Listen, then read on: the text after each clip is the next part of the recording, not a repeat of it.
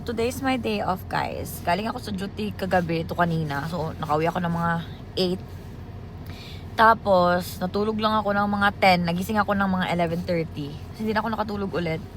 So, ngayon, punta akong wet market para mamili ng mga kung ano man ang pwede kong mabili doon na pang ulam. So, ayan, wala akong tulog. Wala akong ligo. Tapos ito pa rin yung jacket na gamit ko kasi why not? Ang dami-dami niya ng sunscreen. Pero, ito lagi ko to nilalabhan. Magamit ko siya ng 3 beses to 4. Labhan ko na. Pero parang hindi siya advisable pala maglaban ng puffer jacket. Pero yung mga puffer ko, kaya pala pangit na yung mga foam nila kasi lagi kong nilalabhan.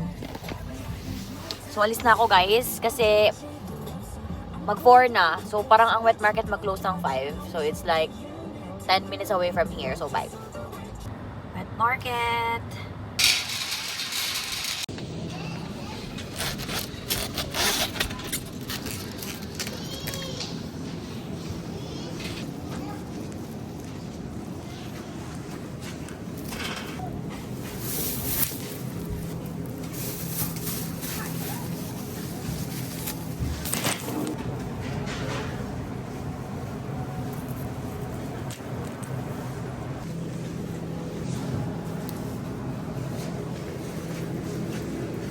Ang palaya ba to?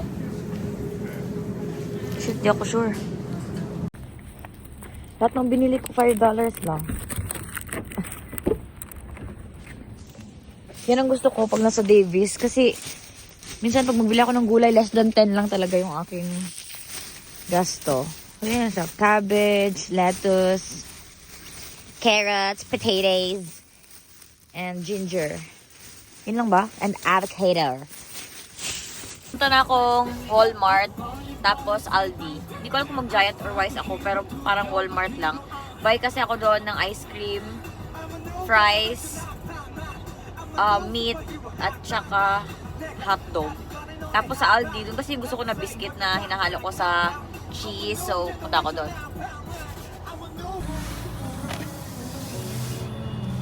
Walmart.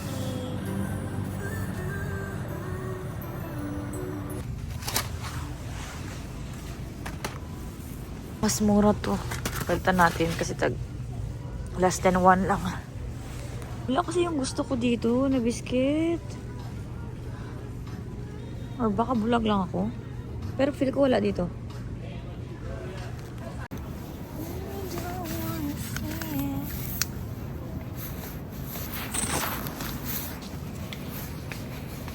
Gusto ko yun, pero paano ko siya maabot?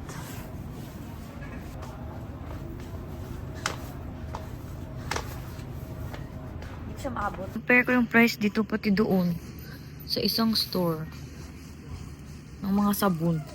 Mahal ang mga sabon.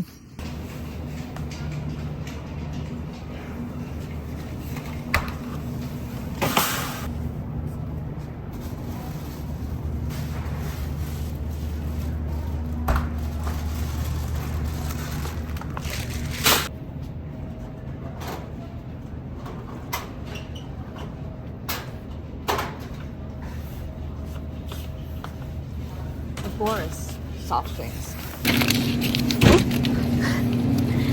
Misty. Ako ng tin na size, puro thick. So, nalapitan ako na Kuya Jay. Sabi niya, ito na lang to. Hi.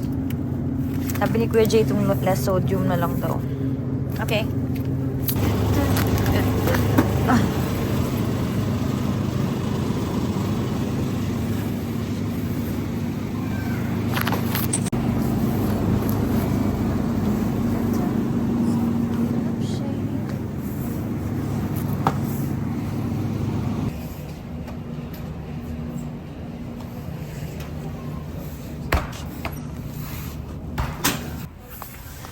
Anong pinagkaiba niyo?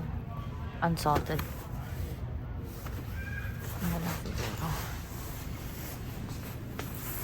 Pares sa cheese. Hindi na ako magpunta dun sa Aldi. Saan ako nag-park? This is the hardest question now. So cool. Yan, hindi ko na nabalik yung box ko dito. Ulan ito. O snow na naman.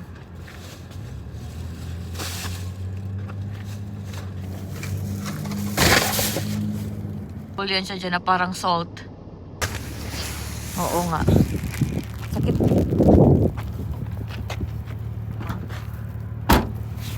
Ayan o. Ice. Ice siya. Masakit siya matama sa mukha. Tamaan ko kaya siya sa mukha. Sakit niya. Tama sa mukha. Tamaan ko siya sa mukha.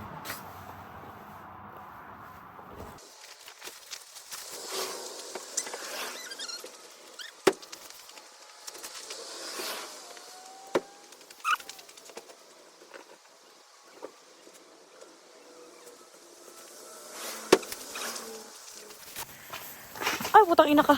Hala, di ba? Sabi ko sa inyo, black ice yun.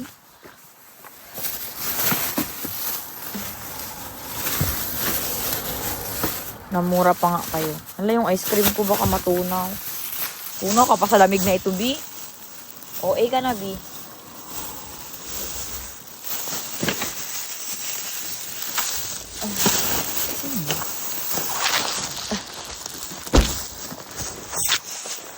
So, black ice yan. Po, shucks, nakaslide. Na-slide na nga ako ilang beses dito.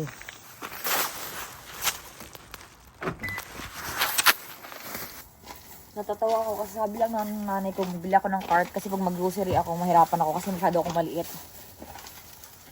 Oh my gosh. Alam mo, ngayon ko lang naisip na wala akong kain buong araw. Simula kagabi. Hindi, yung duty ko. Anong oras ako nag-break kagabi? Ay, kahapon kanina sa duty. Mga 3 a.m. So, yun na yung kain ko. Kaya black hilaw-hilaw ako. I-share ko sa inyo kung ano yung mga pinamibili ko. Tapos, as a tipid girly, kuripot girly. Kasi bakit ka magkuripot? Kasi wala kang pera. Tingnan nyo, lahat ng binili ko, kumbaga pa, SM na brand. Like, Walmart brand, Wise brand, or Giant na brand. Kasi, great value. Crackers. Harina. Great value. Great value pasta. Grabe na yan. Great value tanan.